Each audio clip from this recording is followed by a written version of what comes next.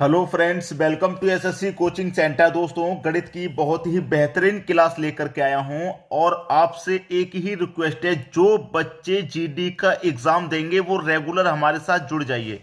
Regular videos को watch कीजिए।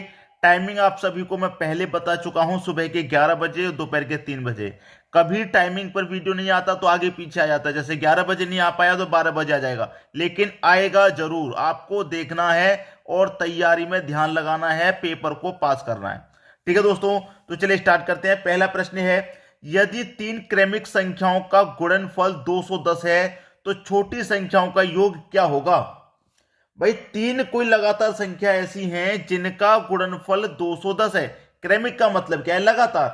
ठीक है, अब यहां पे पूछ रहा है उन संख्याओं का योग, छोटी संख्याओं का योग। ठीक है, संख्या कितनी है भाई? तीन, याद रखना। अब मैं क्या करूंगा, 210 के गुणनखंड करूंगा। 210 का फैक्टर कर लेता हूं यहां पे मैं। ठीक है, सबसे पहले 2 से कटाऊंगा तो 105 बार में कटेगा। अब 3 से कटाना पड़ेगा, 35 बार में कटेगा। ठीक है, अब फिर से 3 से 5, 3 से नहीं 5 से कटा लेंगे, 5 सत्ते 35, और अब 7 से कटा लेंगे एक बार में। तो हमारे गुणनखंड क्या आ गए? 2 गुने 3 गुने 5 गुने 7, 7 गुणनखंड। ये 4 गुणनखंड आ गए हमारे। ठीक है, कितने गुणनखंड आ गए भाई? हमारे पास जो गुणनखंड आ गए वो आ गए 2 3 5 7। अब संख्या कितनी हमारे पास? तीन क्रमिक, तीन लगातार संख्या, लेकिन संख्या निकल के आई है यहां पर कितनी? 4। हमको कितना बनाना है? तीन संख्याएं बनानी है। तो छोटी छोटी जो संख्या है पहले की, उनका आपस में गुना कर देंगे। तो 2 त्रिका 6, अब गुने 5 बचा, गुने 7 बचा। ठीक है, हमारे पास कितनी संख्या है? तीन क्रमिक। क्रमिक का मतलब होता है लगातार, और उनका गुणनफल कितना होना चाहिए? 210। अब मैं इनका तीन संख्या है मेरे पास, तीनों का गुना करूंगा। 6 पच्चे 30, 30 का गुना भाई 7 में कर दूंगा तो 210 होता है। ठीक है, 30 का गुना 7 में कर दूंगा 210 होता है। तो यही मेरे पास वो तीन संख्या हैं जिनका गुणनफल 210 है। यही वो संख्या है। ठीक है, और क्रमिक का मतलब क्या? लगातार। क्रमिक का मतलब लगातार। 5 6 7 भाई गुना में है, चाहे 6 को यहां लिख लो चाहे 6 को यहां लिख लो, 5 6 7 लगातार ही तो है। अब मैं इनको ऐसे लिख दूंगा 5 गुने 6 गुने 7, तो क्या इनका मान अलग हो जाएगा? बिल्कुल अलग नहीं होगा। ठीक है, यही लगातार संख्या है। आपसे पूछ रहा है कि छोटी संख्याओं का योग क्या होगा। भैया, छोटी छोटी संख्या आपके पास कौन कौन सी हैं? 5 और 6 हैं। इनका योग पूछ रहा है तो योग कर दो। योग का मतलब जोड़ दो, तो 5 और 6 कितना? 11। इन संख्याओं का योग कितना हो जाएगा? 11 हो जाएगा। डी ऑप्शन आपके प्रश्न का बिल्कुल सही आंसर हो जाएगा। बात समझ में आ गई? उम्मीद करूंगा कि सभी को आंसर बहुत अच्छे से समझ में आ गया। अब देखेंगे हम अगला प्रश्न। अगला प्रश्न है, दो छात्र एक परीक्षा में बैठे, उनमें से एक ने दूसरे की तुलना में 9 अंक अधिक हासिल किए। यह चीज आप ऑप्शन में भी ट्राई कर सकते हैं कि एक ने दूसरे की तुलना में 9 अंक अधिक हासिल किए हैं। पहले ने दूसरे की तुलना में 9 हासिल किए कि नहीं? बिल्कुल किए। दूसरे ने 31 किए तो इसने 40 किए, 9 अधिक।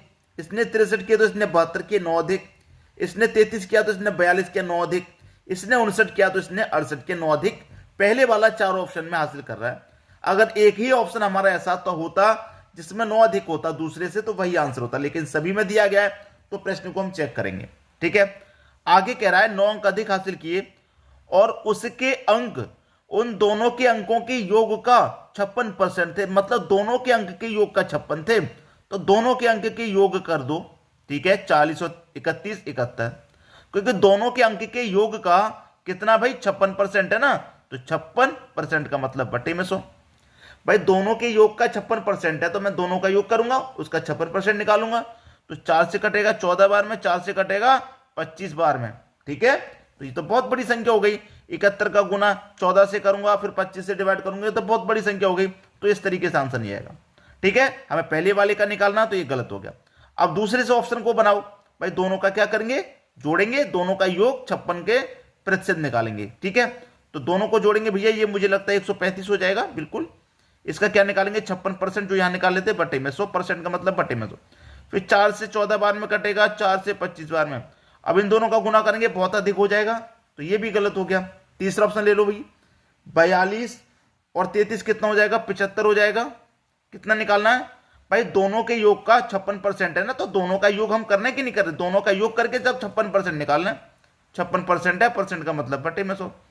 भाई 4 से कट जाएगा 14 बार में, और 4 से कट जाएगा 25 बार में।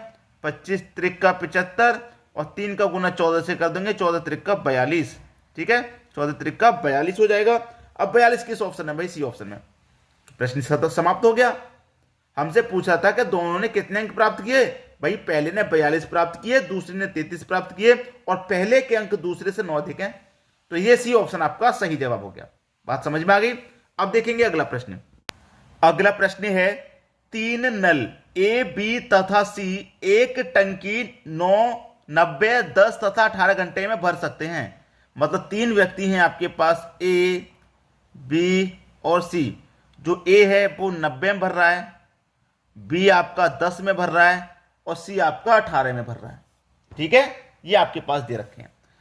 अब यहां पर आपको दे तो रखे हैं, तीनों का भरने का समय दे रखा है। ये कह रहा है यदि सभी नलों को एक साथ खोल दिया जाए तो टंकी कितने घंटे में भर जाएगी। ये नहीं दिया गया कि टंकी कितनी बड़ी है, कितनी लीटर की है, नहीं दिया गया ना। तो आपके पास जो समय दिया गया उसका एलसीएम ले लो, आपको टंकी पता लग जाएगी कितने लीटर की है। 90, 10, 18 का जो एलसीएम आएगा वो 90 ही आएगा। 90 से 90 को कटाएंगे एक बार में, 10 से 90 को कटाएंगे 9 बार में, 18 से 90 को कटाएंगे 5 बार में कटेगा। इसका मतलब क्या है? ए आपका 1 घंटे में 1 लीटर भरेगा, तभी तो 90 घंटे में 90 लीटर भर जाएगा। बी आपका 1 घंटे में 9 लीटर भरेगा, तो 10 घंटे में 90 भर जाएगा। ये इनका 1 घंटे का काम है। ठीक है, अब कह रहा है कि सभी नलों को एक साथ खोल जाए तो टंकी कितने भर जाएगी। सभी नलों को खोल देंगे तो सभी नल खुल जाएंगे एक साथ, तो कितना भरेंगे?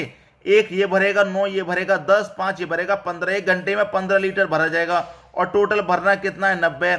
1 घंटे में 15 भरा जाएगा तो 90 कितने भरा जाएगा? 15 छिक्के 90, 6 घंटे में भर जाएगी टंकी 90 लीटर की। 6 घंटे में भर जाएगी भाई। बी ऑप्शन हो जाएगा आपके प्रश्न का सही जवाब। अब देखेंगे अगला प्रश्न।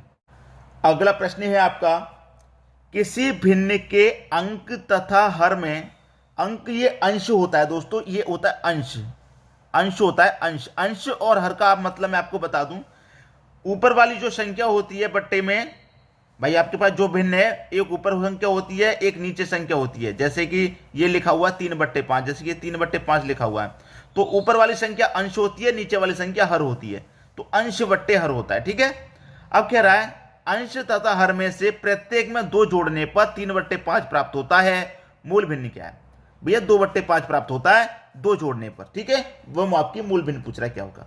अब देख लीजिए, इसमें भी 2 जोड़ेंगे और इसमें भी 2 जोड़ेंगे, तो कितना हो जाएगा भैया? ये हो जाएगा 1 और 2 3, 2 और 2 4 हो जाएगा कि नहीं हो जाएगा?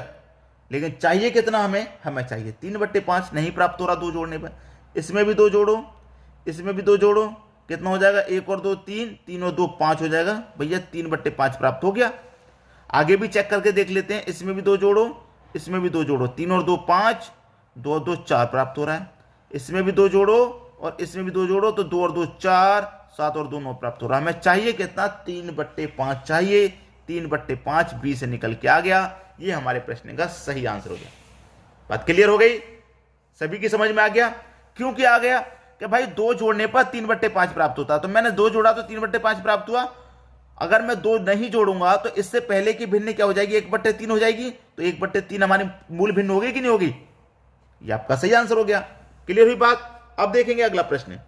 अगला प्रश्न है, 20 संख्याओं का औसत 35 आता है। ठीक है, 20 संख्याओं का औसत 35 आता है। बाद में यह पता चलता है कि औसत निकालते समय एक संख्या 85 को गलती से 45 पढ़ा गया था। सही औसत क्या है? भैया देखिए, 85 को क्या पढ़ाया गया था? 45 पढ़ा गया था।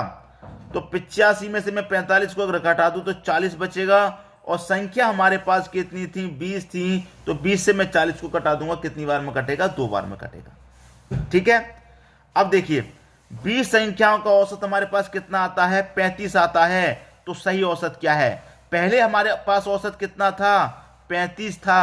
अब सही औसत क्या होगा? सही औसत होगा ये जो 2 निकल के आया है, इसमें इस 2 को जोड़ दो, सही औसत 37 हो गया।